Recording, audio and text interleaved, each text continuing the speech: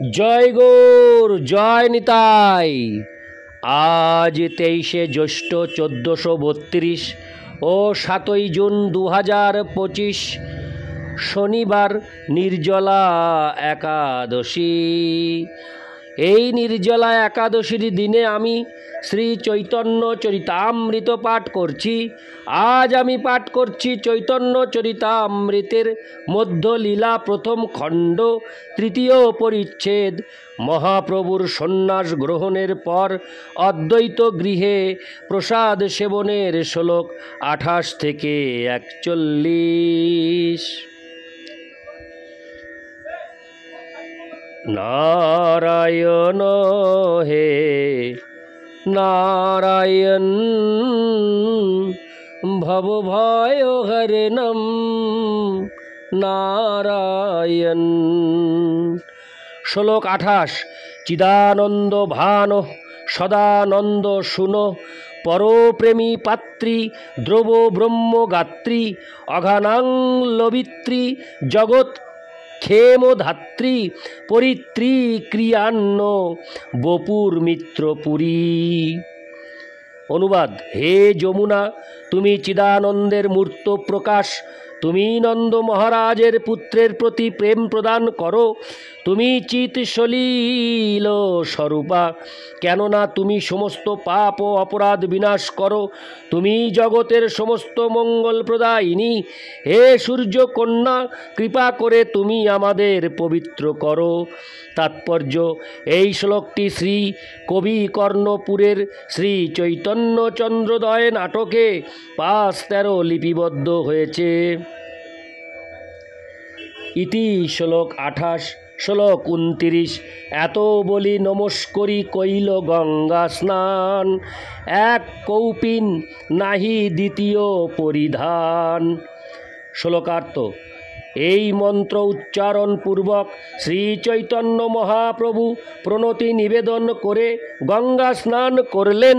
তখন তার কেবল একটি মাত্র কৌপিন ছিল, আর দ্বিতীয় কোনো পরিধেয় বস্ত্র ছিল না। ইতি শ্লোক 29। শ্লোক 30। হেন কালে আচার্য গোসাঙ্গী নৌকাতে চড়িঙ্গা, আইল নতুন কৌপিন বহির্বাস লঙ্গা। শ্লোকার্থ: সেই সময় শ্রী অদ্বৈত আচার্য প্রভু নতুন কৌপিন ও বহির্বাস নিয়ে নৌকায় করে সেখানে এলেন। ইতি শ্লোক 29। শ্লোক 31। আগে আচার্য আসি রহিলা নমস্কার করি, আচার্য দেখি বলে প্রভু মনে সংশয় করি। শ্লোকার্থ: শ্রী অদ্বৈত আচার্য প্রভু যখন সেখানে এসে উপস্থিত হলেন এবং শ্রী চৈতন্য মহাপ্রভুর সামনে দাঁড়িয়ে তাকে নমস্কার করলেন, তখন অদ্বৈত আচার্য প্রভুকে দেখে শ্রী চৈতন্য মহাপ্রভুর মনে কিছু সংশয় হলো। ইতি শ্লোক 31। শ্লোক 32। তুমি তো আচার্য গোসাঙ্গী, এ থাক কেনে আইলা, আমি বৃন্দাবনে তুমি কেমনেতে জানিলা। শ্লোকার্থ: প্রেমাবিষ্ট অবস্থায় শ্রী চৈতন্য মহাপ্রভু অদ্বৈত আচার্য প্রভুকে জিজ্ঞাসা করলেন, তুমি এখানে কেন এলে? তুমি কিভাবে জানলে যে আমি বৃন্দাবনে এসেছি? ইতি শ্লোক 32। শ্লোক 33। আচার্য কহে, তুমি যাহা সেই বৃন্দাবন, মোর ভাগ্যে গঙ্গা তীরে তোমার আগমন।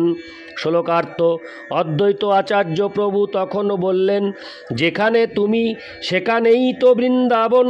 আমার এটি পরম সৌভাগ্য যে তুমি এই গঙ্গা তীরে এসেছ। ইতি শ্লোক 33। শ্লোক 34। প্রভু কহে, নিত্যানন্দ আমারে বঞ্চিলা, গঙ্গাকে আনিয়া মোরে যমুনা কহিলা।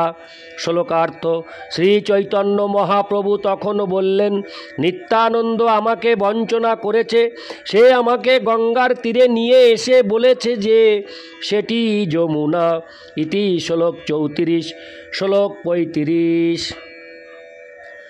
আচার্য কহে মিথ্যা নহে শ্রীপাদ বচন, যমুনাতে স্নান তুমি করিলা এখন। শ্লোকার্থ। শ্রী চৈতন্য মহাপ্রভুকে এভাবে নিত্যানন্দ প্রভুর সম্বন্ধে অভিযোগ করতে শুনে শ্রীল অদ্বৈত আচার্য প্রভু বললেন, নিত্যানন্দ প্রভু তোমাকে যা বলেছেন তা মিথ্যা নয়, বস্তুতই তুমি এখন যমুনায় স্নান করলে। ইতি শ্লোক 35। শ্লোক 36।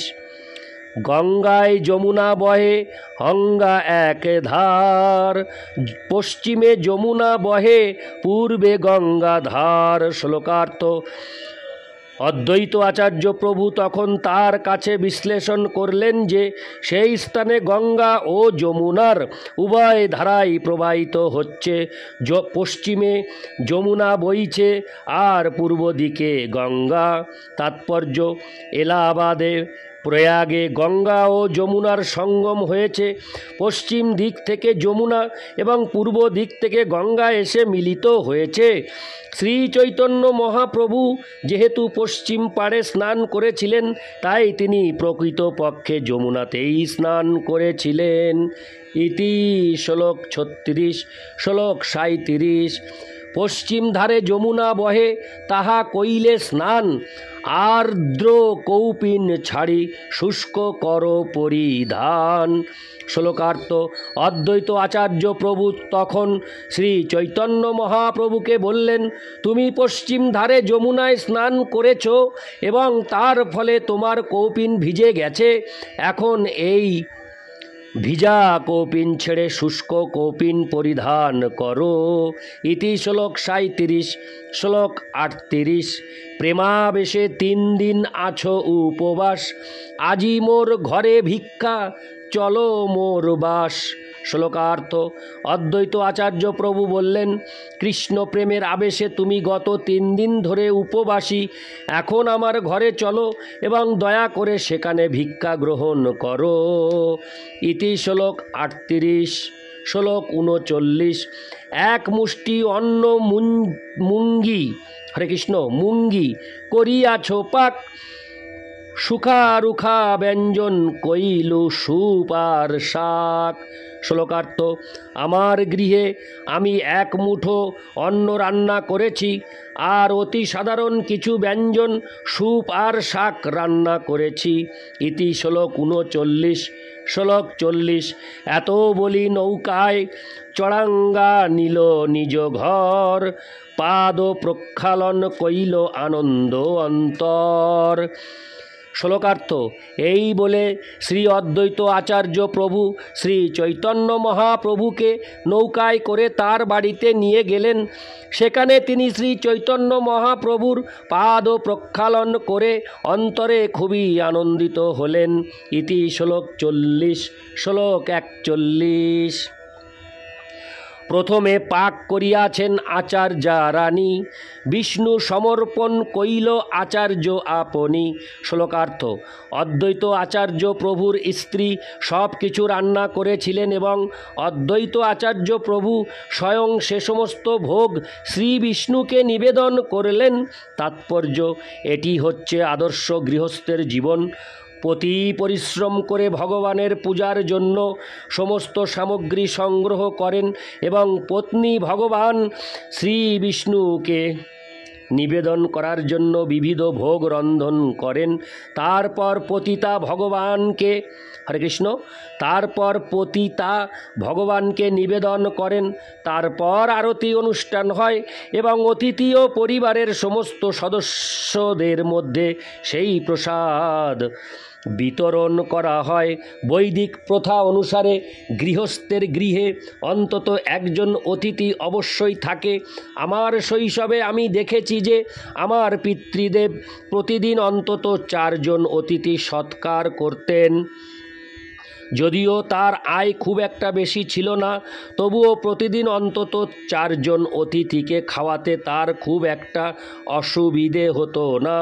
বৈদিক প্রথা অনুসারে গৃহস্থ মধ্যাহ্ন ভোজনের পূর্বে গৃহের বাইরে গিয়ে উচ্চস্বরে ঘোষণা করতেন যে কেউ যদি অভুক্ত থাকেন তাহলে তিনি যেন তার গৃহে এসে ভগবানের প্রসাদ গ্রহণ করেন।